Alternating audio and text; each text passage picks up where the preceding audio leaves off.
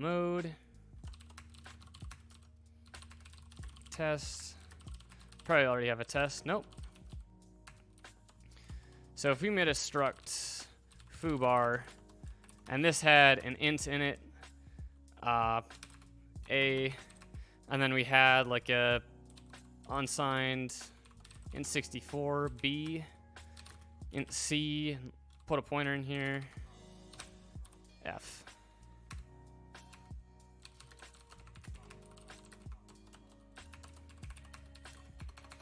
Oh man, that Rust. Struct foobar ASDF, and hopefully we can get the debug info out of this. We're just gonna debug break to cause this application to crash. What do you mean by unsigned? Ooh, okay. Perfect. That's a good question. So basically you have signed. Signed values are, so at like in C and C++, all of these fields are basically limited by like their size. So in this case, this is 4 bytes, and int is 4 bytes, and int 64 is going to be 8 bytes, 64 bits. So this is just a 32-bit number, and basically, semicolon after struct, yeah, holy shit, Rust.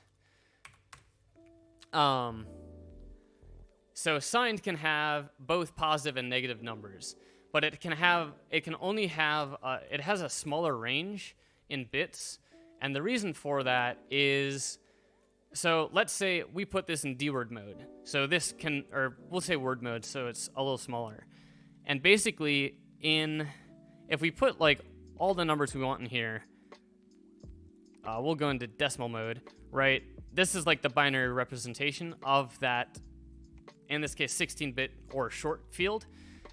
But if I flip this top bit, it'll actually become negative. And basically, when you say that you want a signed number, that means that you want this top bit to have a special meaning that tells you whether the number is positive or negative. And it affects like the other states of the bits with like the 2's complement math.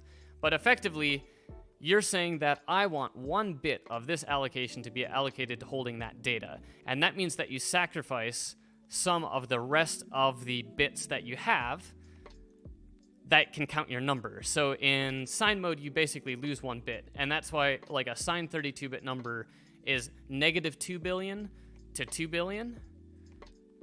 But a unsigned 32-bit number is 4 billion fixed, and it's just 0 to 4 billion. So you basically kind of like change the range of the window that you have. You move it from negative 2 to 2 to just 0 to 4. But it's the same range, so you're kind of like changing how much allowance you have for large numbers.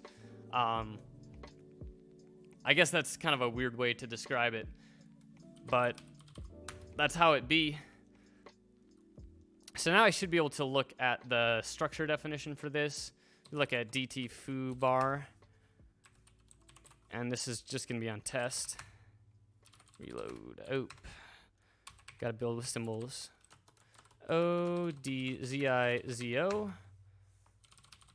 That's going to enable all of the full symbols to get generated, and that also means that we're going to get like this in WinBag. You get like a split view.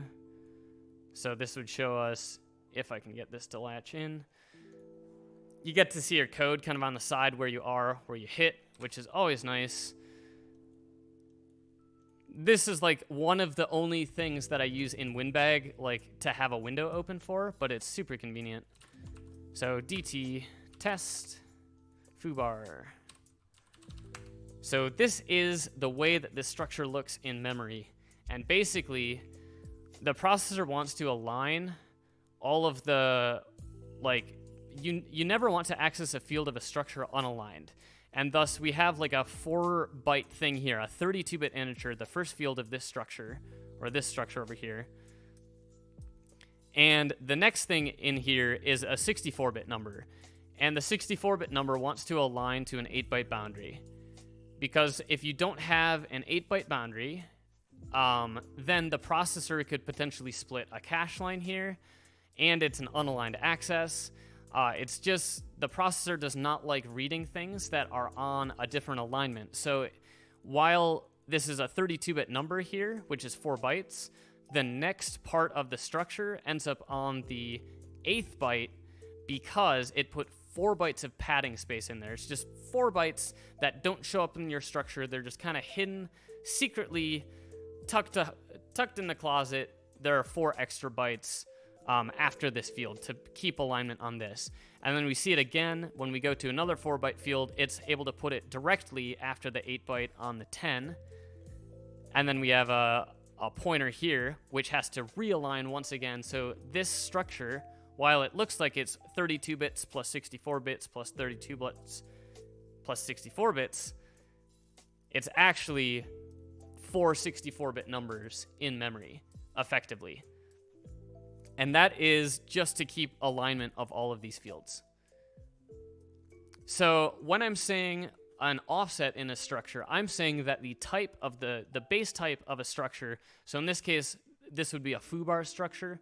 Let's say foobar was pointed to here, so this is at offset 0. So if you were to take the pointer to foobar, so you're looking at where foobar is in memory, you would see that there is 8 bytes directly at that location that you can read as a 4-byte number or a 32-bit number, and then 8 bytes into it, there would be a field B. So, let's see. Do we create a foobar structure? We do. db test ASDF.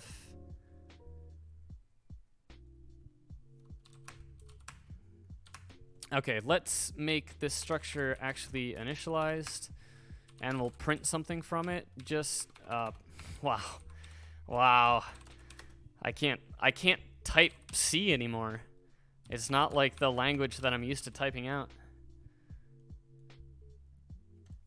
Okay, and that's technically not a pointer, but it's C, so it won't complain, but we can just clean this up and say F.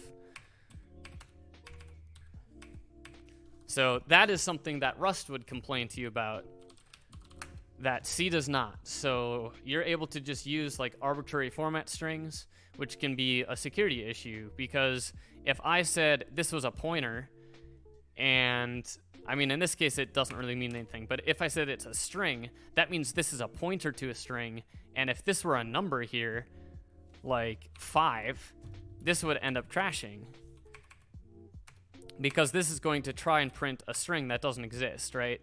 You're going to crash because this application is going to try to print 5 as a pointer to a string. And if you make mistakes like that in C, C doesn't give a shit, right? C's like, sure, go ahead. Like, no warnings, no errors. Everything about your code is perfectly sound, even though it will crash 100% of the time. Every single time this application runs, it will crash unless you're on a system with the null page mapped in. And it's like, why?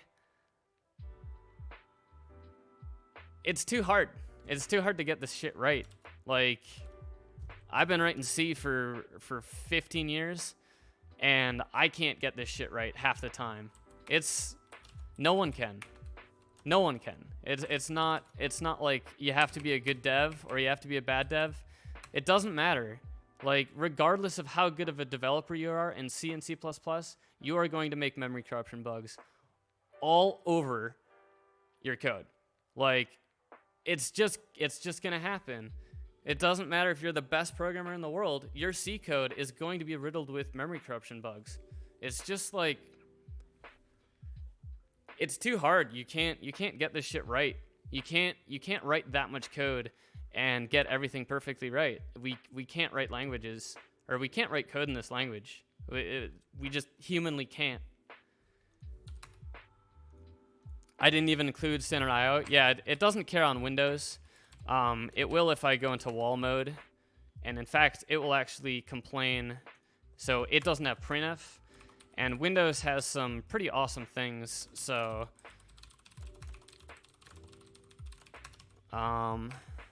let's see. So basically, in warning all, it actually tells you that it's adding these padding bytes after these points in the structure. which is really cool. Obviously, this is not really useful information. It doesn't.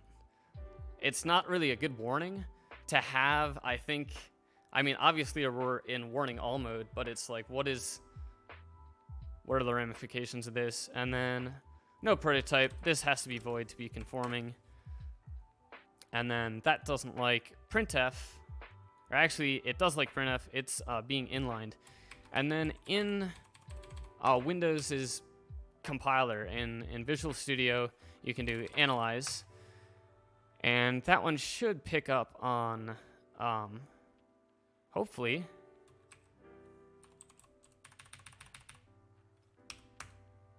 Really? Is that gone? Did they get rid of sal annotations? By the way, I feel bad. I never asked you how your love life is going. So Windows has something called sal annotations, or Microsoft does. And basically it allows you to, yeah, so these are sal annotations, which Microsoft has in pretty much all of their code. And this allows you to basically tell the compiler a little bit of information about what is going on with your function. So you're able to tell it like what is in and out, what's a format string, what's not, whatever. And this allows you to, hopefully, should be able to analyze. And I don't know why.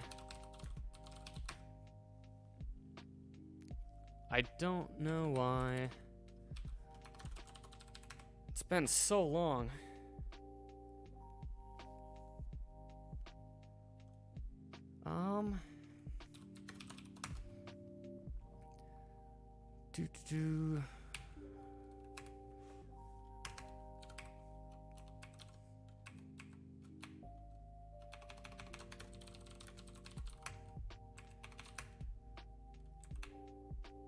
What? Oh, did I fix the code? Oh. Thank you. Thank you. There we go. So it correctly gets a warning and basically says, hey, your format string's fucked. Please don't do this. Which is really neat. In fact, it will probably do that. Yeah. If I even don't have any of the warning flags on, these come up, bubble up as warnings in analyze mode. And it's like, yo, dog, your format strings are a little bit hanging. So, oh, it's doing it in that mode. Okay, maybe it's always doing it in this mode with cell annotations. But I won't do this on Linux. This is a feature that's kind of, well, I think like all the compilers now basically have one built in for explicitly printf. But in Windows, you can make your own cell annotations where you can annotate a function that the compiler is not necessarily aware of. Having like certain properties. So I could say like this takes a format string, this ASDF function, and then we'll just grab the VA list here as well. Actually, we'll just find normal printf and copy that. I think I just gotta whack some dots on there.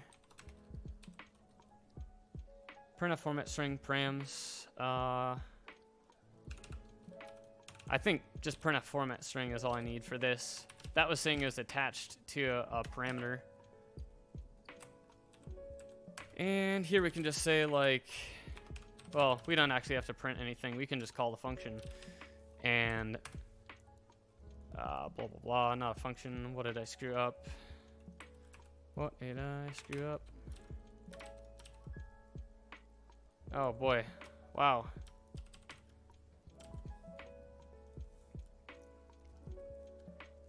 Do I not know how to write C anymore?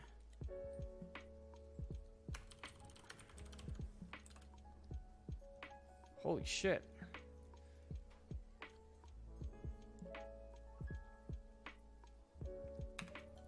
Oh, is it the dots?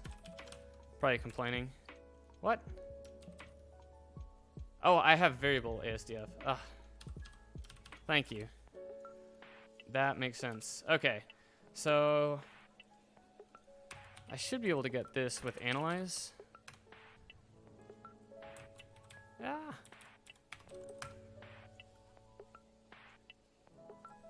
Yeah. So if you do analyze, so if you annotate your own code with these compilers, you're able to kind of like put that stuff in, which is nice. And it will give you a warning for this, which is pretty neat, given this is your own function that you wrote, and it's not like something that your compiler has special cased. And I think like GCC and Clang now have some annotation stuff like this too, but Windows has been doing this basically since the dawn of time, and this has led me to use the like VS compiler for a lot of my kernels, because I could write like annotated code. So like all of the kernels I've written in C were typically written in Visual Studio, and I just generated exes and then I loaded up the exes. But I annotated all of my functions with correct like sal annotations, and that allowed me to do like analysis on my code, and it made it like a lot easier to catch some of the stupid bugs. And then basically I did this for like 3 years, and then I found Rust, and I'm like, holy shit, I don't need to do this stuff anymore, because the language is just smart enough to know like all of these things and just make you write safe code, and you don't have to like be really strict about what these parameters could be, because it's so strictly typed in Rust. But I don't know. That's my tangent on that. But yeah, basically the layout in memory is just, when I'm talking about offsets, I'm saying that this structure, when laid out in memory, takes up 238 bytes, and that when I write to this location 2C8 bytes, I'm writing outside of the boundaries of the size of this structure, which is causing us to write into something beyond it in memory. So it's not some just normal field. You don't necessarily know what's going to be there. Based on random allocations that happen in the heap, you'll end up with like you'll end up with different data after here. So I'm saying I can write 90 bytes into something that exists on the heap here. So I could maybe allocate some other type, or I could cause an allocation of some structure that has a weird shape that goes onto the heap that falls, let's say this in memory. Let's say we had like this C standard mode structure on the heap, and then we had like a free block on the heap, because right, memory is just this linear block of like contiguous space. So we have this structure, and then we'll put something even in front of it just for grins. We'll say that like someone has a rectangle allocated out on the heap. Now the heap will traditionally try to bin things based on the size of the objects, due to kind of those alignment things and the size of being able to give back objects very quickly. You want to be able to grab like something out of a pool, and just basically if you were to allocate like OX 80 bytes, and then you would free OX 80 bytes, and then you were to malloc OX 80 again, this would give you a pointer. This would free that pointer, and then this one would give you a pointer again. And what it's going to do is basically it's going to push this address onto a stack, and it's going to pick up the address that was recently pushed, because once it's freed, right, it's saying like, I'm done with this object. It's giving this object back to the allocator, like where you got it from. And then he's just keeping it around in memory for a little bit longer, and he'll give it up to someone else who needs another allocation of 80 hex bytes. So that's basically how allocators work. So when you're doing these heap grooming things, let's say somehow rectangle is the same size as standard mode, because if you were to do this for all object sizes, that would mean that if someone were to allocate 1 byte, and I think I had a typo there, it was supposed to be OX80. I don't know if I deleted a character. But basically, if you made this return back this 80 hex allocation when someone allocated 1 byte, you would have 79 hex or 7f hex bytes remaining that you're just not using in that allocation, which would cause memory usage to go through the roof. So basically, they keep these in different bins. But if these were all the same, and that's like just universal across basically all allocators, it's just like fundamental to them for any level of efficiency. So if this rectangle structure were roughly the same size of this like standard mode object, that means they would maybe be in place in the heap, like in order, and then there would be a couple extra free blocks. So when the allocator needs to go to the kernel to request memory, it's going to request more memory than it needs, because it doesn't want to go back to the kernel anytime soon, because that's an expensive operation. So that's done like relatively rarely. So basically, it's going to allocate a little bit more when like a whole heap allocation occurs. So typically, you'll end up with, at the end of the heap, you'll have like the most recently allocated thing. So like someone allocated a rectangle, and then later in time, we came through and we allocated a C standard mode. And let's say no allocations have occurred since we have allocated, and no frees have occurred on objects prior to us. So like rectangle has not been freed yet, it's still in use by someone. So this is how the shape of memory could look. And what this means is that someone could come in and allocate something like supercritical data, and that has everything. That has your nudes, and that has your all your launch codes. It has like everything in there. So what you can get is, in situations where you end up using a C programmer mode object on this one. So like for some reason, this object, exactly like the bug we're seeing today, and this is not going to line up, but over here it won't line up, but we'll just close that. So if you had some object pointing to this, and for some reason you had this as a C programmer mode. So basically, if you're doing some operation in some function like we are, because we're operating on a C programmer mode function while we have a C standard mode in operation. So like our calculator is in standard mode, but we can send it a command which will cause it to perform an operation on that structure as if this memory is a C programmer mode. And C and C++ just have no restrictions to that. That's just fine and dandy. The language just doesn't give a shit. Like it is so far from knowing what kind of error this is that this isn't even like if you were a high-level language developer, you would just think like, oh yeah, like if you're accessing this as a C programmer mode, it would just be like, no, you can't do that. The type mismatch, or like incorrect type, something like that. And in C and C++, it's just like, fuck it. Yep, sure. Yeah, you think that's a C programmer mode? Go ahead and use it. And so this will use the C programmer mode structure,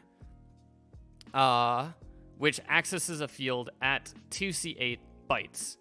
So for some reason, because remember, if this were in the right state, this C standard mode structure would be a lot larger, or this programmer mode structure would be a lot larger, right? Let's say like on the heap, this would be a much larger structure. So this would be able to access, let's say here, which is the 2C8 bytes.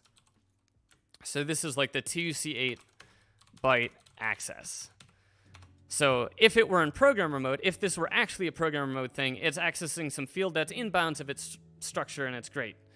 However, if it's in standard mode and it uses this object in this state, it's now accessing 2C8 bytes out of bounds, and this out of bounds location is like just in whatever is on the heap right after it. And that could be a freed block, that could be some actively allocated block with critical data. That could be pointers to functions. That could be so many different things. And basically, by the application performing this, it allows us to overwrite things in a structure that we do not control. And like, thus, we don't own that structure. We don't have, we're not the ones like maintaining that structure, and we're just stomping over it. Like, someone's just coming by and fucking up this structure and not telling the person who owns the data. So everything just kind of gets fucked up in this situation. And that is what a type confusion bug is. And that's what we have here in calc. So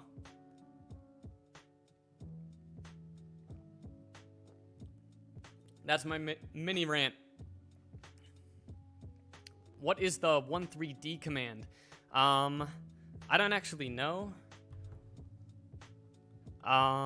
So that's just gonna like do some random operation on the calculator. We could try and figure out what that object is. Let me get this cleaned up here. Okay, that looks good. So,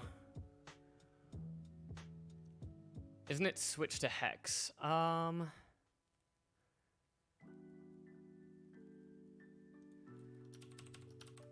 haven't looked here. Oops. This is the one we want.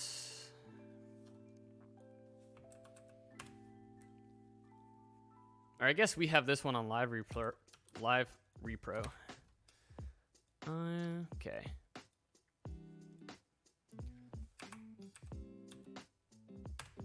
Okay. That didn't crash because it was in programmer mode, right? Since this was in programmer mode, it's like, yeah, just fine. So it's like refreshing this.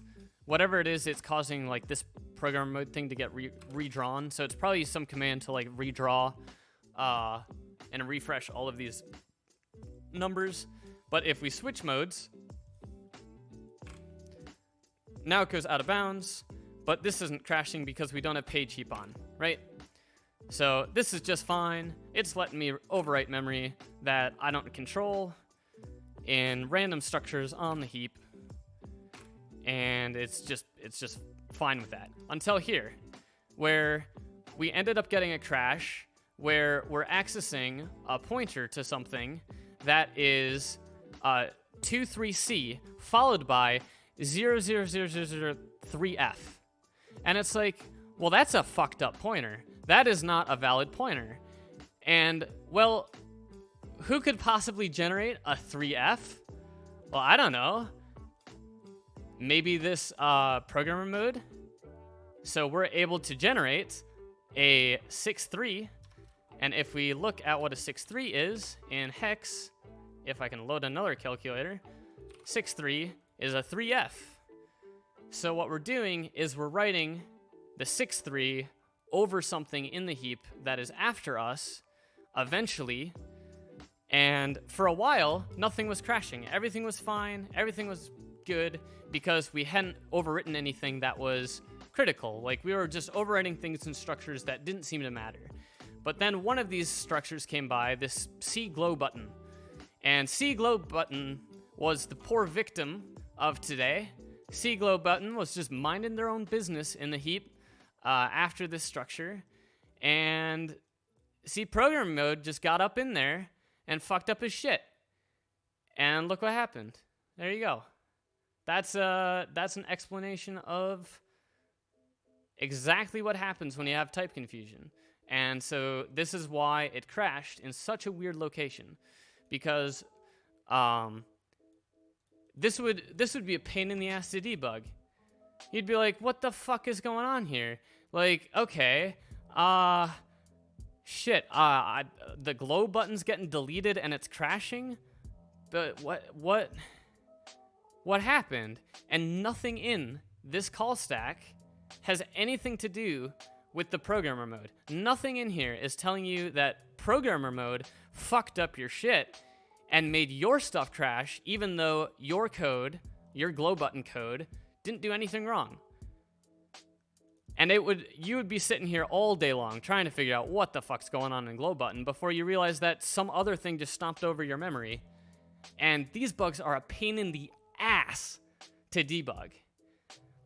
And what's really difficult is going back to these, to like when you have a crash, right? So what we did is we used PageSheet, which made it crash a little bit sooner, which made it easier for us to realize that we were writing out of bounds on a structure. And then we looked at the type of the structure. We saw that we were in like a standard mode structure, and we were writing stuff over it in programmer mode.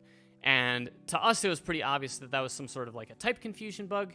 But if you didn't have PageSheet enabled or something like ASAN or one of these like memory protection things, instead the developer would end up seeing this shit, and they would have no idea what's going on,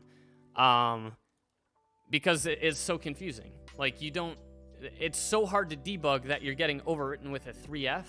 Like maybe the only thing that would trip you off here is like, oh, 3F. Isn't that 63? Don't we display 63 on the calculator? Like, trying to debug this would be really hard. And effectively, that is what, like, bug triage is. Bug triage is like being a really good debugger. Like, you get crashes. When the crashes come along, you, like, hook up all of your debugging tools, your disassembly tools, and you try and figure out what that application is doing, such that you can make the conclusions that we just did, right? Like we know exactly what the developer fucked up, and we now can think of that as like, okay, we just know the ramifications. Like, this developer thought this was safe to access this as a different object, and they just did that for like a long time. But sorry, there's like someone driving by, like the water district. So basically, like, we now know effectively what this bug is, and now we could use this bug to try to manipulate the data in some way that we could get control. So like, let's say this was a length field for some object, and it was tracking the length of like some critical data that's on your machine, and perhaps you could overwrite that with a,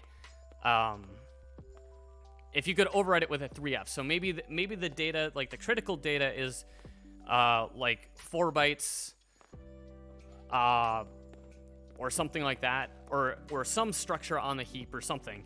And basically, if you could overwrite the length, maybe you could have it echoed back to you. Maybe you could have the length of that data that's read back to you, so you could see what data has been, like, sorry, keep driving by. Okay, there's like there's like this little access road to this water tower, and I never see people on it, and I think that's the first time I've seen someone drive on that road. I'm like, that's so weird. I guess they're actually just doing like service on it. I didn't know they did that. But yeah, effectively, what you'd be able to do, like maliciously, is maybe find like the length of something and overwrite the length with a 3F when maybe the length is supposed to be a 4. That could maybe cause it to copy 3F bytes into a structure that doesn't have room. And now you've turned this like random write of a 3F somewhere in your application. You've now turned that into a way of writing something anywhere in your application, because you convince something to write 3F bytes somewhere for you, and then that thing overwrites something that you want it to, and that causes like you to overwrite the "am I locked out of my computer" bit, and then you write over that with zeros, and then you're not locked out of your computer. So that's kind of like memory safety bugs in general, and specifically type confusion, with a perfect example of an actual type confusion in calc. So Rust would be a good way forward for this, although I think Rust is a little bit too difficult to use for the average developer. It's just a little bit complicated compared to something like Go that's a little bit easier. I don't like Go at all. I would never fucking use Go. but I don't think Rust is really the language that people should be hanging out in my opinion. It's a hard language. It's more of a systems language. They're making it better with some like async things, but it's a pretty low level language at the end of the day. There are a lot of things that you can do in like Java and C# and things trivially that you can't do in Rust. But as a like systems programming thing to like manipulate data at a binary level and to make like OSs and things, it's fucking awesome. It's just like C++ where you use all of the C++ 2019 features and all of the auto pointers and everything everywhere perfectly without mistake.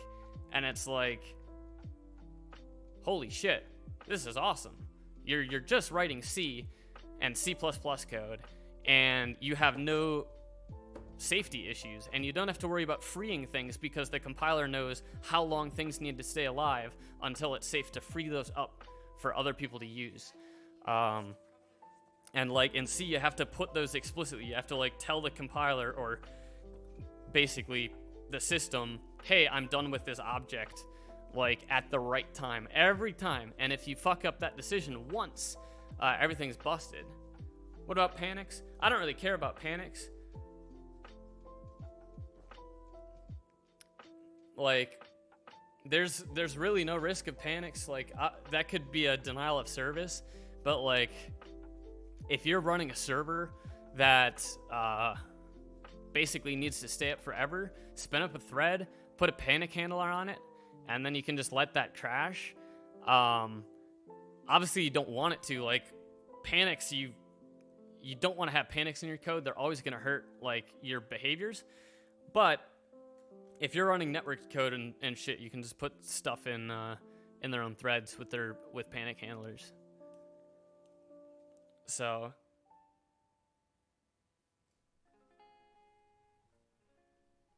but yeah, that's basically looking into a bug in Windows Calculator and exactly what it is. So, and kind of like the steps and processes of that. But I'm going to get some sleep because I am now tired. But thank you guys for watching. Hope you had fun.